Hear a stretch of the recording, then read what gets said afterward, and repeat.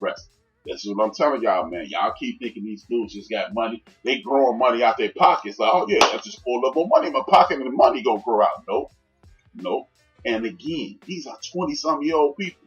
Most of us went broke when we was 20. You know what happened though? You move back in your mama house and their mama is living in the house that they bought. That they can't afford no more. That's all I'm saying, man. I mean, everybody in the National Football League, Major League Baseball, and the NBA is not some multi-millionaire. They're not Jordan and LeBron. They're not Barry Bonds. And if they are, how you taking sides of the management, man? That's the thing that just eats me up. Y'all stay taking the side of management. You can see a dude come to work late every day and be like, man, they could have gave him another shot. You see an athlete get kicked off the team, man. He shouldn't have did that. I'm with the team, man. Why the hell y'all, look, stop, you know what, I can't tell y'all that. Cheer for the Lions. I'm cheering for the Bros. That's all I'm saying. With that being said, y'all really need to pay attention to this, but y'all can keep cheering for this foolishness if y'all want to. But I like the players being a former athlete, waking up with a sore back and a sore knee and hamstrings. Even at 49, I remember the fun I had. I wouldn't trade in none of that stuff for $1 million. For $1 billion, I would. I ain't gonna lie. Some of them dudes I ain't like. But y'all know what I mean. Now, another thing, the National Football League. You talking about game of pimps and hoes? Hey, boy. Hey, man. Pimping ain't easy, but somebody got to do it. National Football League have cut. They gonna cut it. They talking about they gonna vote on it. Really? Who's gonna say no to free money? The National Football League is, one thing about baseball, they make so much money that the taxes don't really mean that much. Spoken like a true person who's never had the hell taxed out of him, number one Chief Rocker Jersey Vern. You gotta be kidding. Do you understand, Vern? Rocker, check this out. When Derek Jeter won his first Major League Baseball championship, first World Series, he was only making $300,000 a year. $300,000 a year. And that put all the state taxes, federal taxes, different state taxes on there. And guess what? Derek Jeter was living off money that me and you make. So there's no such thing unless you making the money he made at the end of his career to not be identified as tax, enough tax. There's no such thing. It's so much money you're not gonna miss your taxes. Why you think people like the President of the United States and other millionaires always have these offshore accounts and making themselves into a corporation so they won't get taxed? Because they don't want to pay taxes. Nobody does. No matter if you're making $1 billion a year or you're making $12 an hour.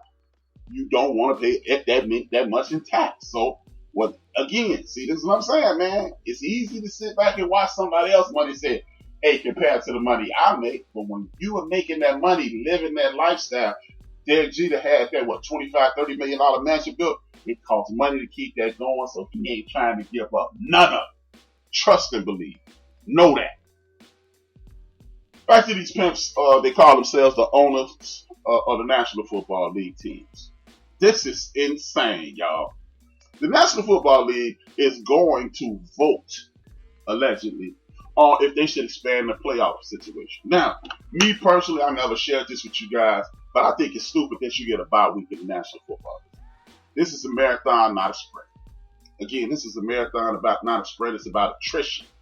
So, why does every other league in every other situation go straight into the playoffs? And you get a week off of football? I understand football is way more physical, way more taxing. You beat the hell to sleep by January. I get it, man. But why should you get a week off and I go home? That's an extreme advantage. If you are that much better than me, then be better than me immediately.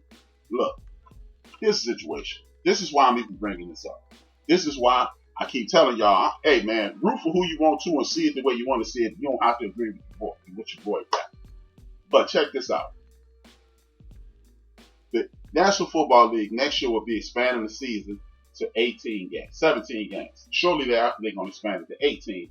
Trust and believe. They are in the midst of negotiating another television contract to get more money.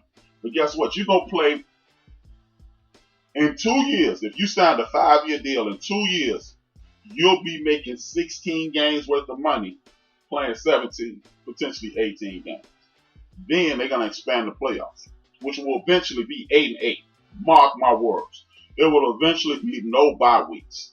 because that's just the way America works. It's about capitalism. Capitalism is about pimping everybody out that you can, as long as you can, and getting as much as you can and paying them as little as possible. You think these dudes are making a lot of money. Y'all keep looking at the Peyton Mannings and the Bradys and those big giant contracts, but there's some dudes, again, making hundreds of thousands of dollars, and 60 and 70 will be on the practice squad. So keep that in mind. Now, do y'all understand that guys don't get their paychecks in the playoffs? They get a paycheck, but it's not their paycheck. When you make it to the playoffs, do you understand it's certain players that could live? Tom Brady, with the money that he's going to make this year, if the Tampa Bay Buccaneers make it to the playoffs, he can pay the entire team. The 53-man roster, he can write a $2.5 million check and pay everybody on the team. The team that wins the division, he's $31,000 per man. The team that loses the division is just a wild card team. They get $28,000 a man. But guess what? The owners gonna get the TV revenue. The owners are gonna get that seating. They're gonna get 65, 75, 85, 100,000 seat revenue. They're gonna get those beverages sold. They're gonna get more T-shirts. They're gonna get more jerseys. This is why, Rocker, my man, this is why those taxes count. Because, yeah, if somebody handed me and you $28,000, we'll be dancing around. But when the last time you had a 300-pound man fall on your back and somebody handed you $30,000? $30,000, understand you got guys like Floyd Mayweather and rappers throwing $10,000 in a night in the air, making it rain. And a football player is getting handed a check for $30,000. Yeah, you getting closer to winning the Super Bowl. Yeah, you getting closer to the ultimate goal. But again, the owners are making tens of millions of dollars, and they pay an entire team $2 million. Y'all remember a couple years back when Michael Jordan's sons went to Vegas for one of their birthdays, and they spent $50,000 each for that weekend?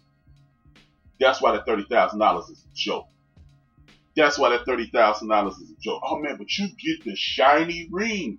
Who gives a damn about a shiny ring, man? Because I'm telling you, when you're walking down the street and your back hurt, that ring don't mean a damn thing. I mean, I'm just saying, hey man, it's nice to have. Oh man, this is dope. We did it. I would much rather, the trophies that I earned when I was coming up, I wish I even knew where they were.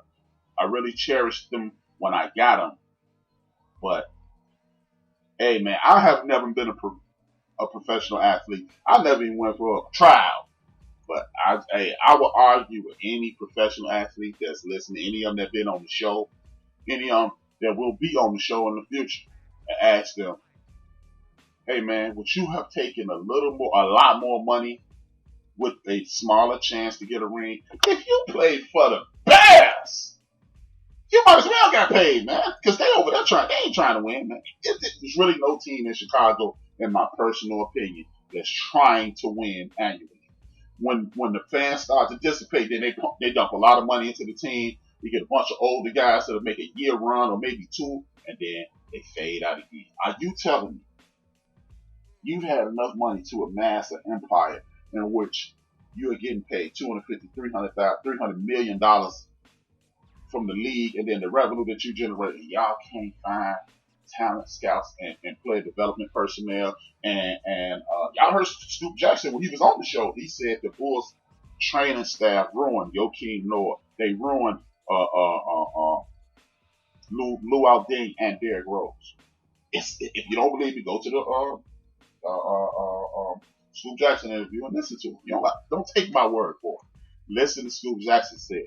So that's why I feel the teams in Chicago are not trying to win. Because as soon as they get on the road, they are, how the hell do you get rid of Joe Madden? I'm not even a Cubs fan. How do you get rid of Joe Madden? The most successful manager in the last 116 years, and you say, you know what, dog? Those 3 division titles, those 3 appearances in the playoffs, maybe not. We gonna go in another direction with a dude with less experience than you and a whole lot less experience.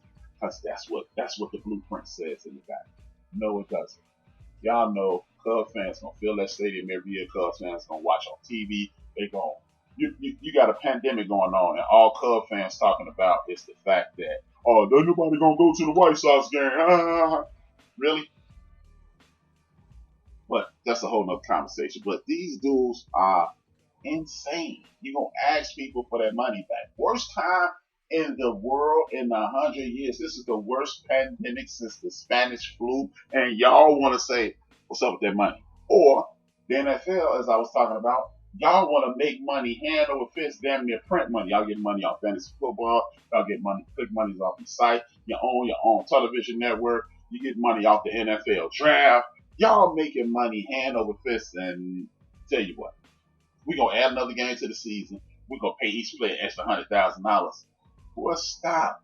This is tomfoolery. But everybody tell the players it's enough money. There's no such thing as enough money living in the United States of America. Unless you Jeff Bezos, unless you Bill Gates, unless you Warren Buffett. But amazingly, they keep trying to make money. I mean, if it's enough, if such thing as enough money, why are they still trying to make money? I'm just saying. Speaking of media, speaking of football and Dak Prescott, the media, in my personal opinion, played the hell out of Dak Prescott. All we heard over the last, year, Dak Prescott, at a minimum 6 months, Dak Prescott is asking for way too much money. He's not that good. And then we saw Ryan Tannehill get paid. Ryan Tannehill on his best day hasn't accomplished what Dak Prescott did on his worst. I would take a injured Dak Prescott over a fully healthy, spry Ryan Tannehill. My man is super gabalucho. He's jabogus genius. He's trash. But he just got the big pile of money. But Dak Prescott may be asking for too much money. No. The truth finally came out this week. Dak has been arguing about length of contract. And then people may go, nah, man, what you mean? What you mean? The length of the contract, it don't make a difference? No, it does make a difference. Since you don't want to pay me the maximum amount of money that it takes to sign me, seeing how everybody's pay goes up, no matter how good, bad, or indifferent you are, your pay goes up. That's the way it works in the National Football League. What you want to do is lowball me and give me money that was good money a year and a half ago. So he said, cool, give me a short deal. And the significance of the short deal is this. I'll be right back in the free agent pool in 2 years. Or 3 years. And then you're going to have to pay me double what you're paying me now. Then you're going to have to pay me $60 million. See, while we looking at pennies, they looking at millions.